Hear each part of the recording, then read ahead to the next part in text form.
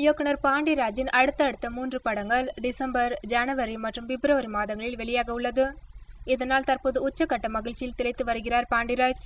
பசங்க, வம்சம், மெரினா என்று தரமான படங்களை கொடுத்து தமிழ் சினிமாவில் தனக்கென்று ஒரு தனி இடத்தை பிடித்தவர் பாண்டிராஜ். இவரின் இயக்கத்தில் சூர்யா, அமலாபால், பிந்து மாதவி ஆகியோர் நடித்த பசங்க 2 திரைப்படம் வரும் டிசம்பர் 24ஆம் தேதி கிறிஸ்துமஸ் பண்டிகையொட்டி வெளியாகின்றது. அடுத்த வருடம் பொங்கல் தினத்தில் விஷால் நடிப்பில் இவர் இயக்கியிருக்கும் கதகளி திரைப்படம் வெளியாக உள்ளது. அதனைத் தொடர்ந்து காதலர் தினத்தில் பாண்டியராஜ் இயக்கத்தில் நீண்ட நாட்களாக கிடப்பில் கிடந்து வருகின்ற இது நம்மாளு திரைப்படம் வெளியாக உள்ளது. இந்த 3 படங்களின் வெளியீட்டு தேதிகளையும் அதிகாரப்பூர்வமாக தனது ட்விட்டர் பக்கத்தில் பாண்டியராஜ் அறிவித்துள்ளார். மேலே கூறிய 3 படங்களில் 2 படங்களான கதகளி, இது நம்மாளு ஆகிய படங்களை ஸ்ரீ தேனாண்டாள் பிலிம்ஸ் நிறுவனம் வாங்கி வெளியிடுவது குறிப்பிடத்தக்கது. 3 படங்கள் வரிசையாக வெளியாவதும் 3ம் பண்டிகை தினங்களை ஒட்டி வெளியாவதும் இயக்குனர் பாண்டியராஜின் மகிழ்ச்சியை பன்மடங்கு அதிகப்படுத்தியிருக்கின்றதாம்.